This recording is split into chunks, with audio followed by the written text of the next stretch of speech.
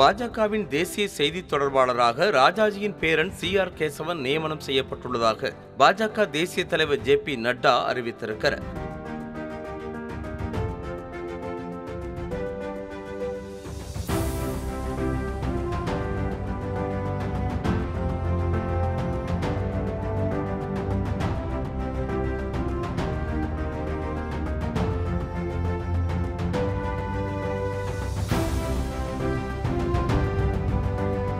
ராஜாஜியின் பேரன் CR கேசவன் ஏற்கனவே பாஜகவில் இணைந்து பணியாற்றி வருவது குறிப்பிடத்தக்கது.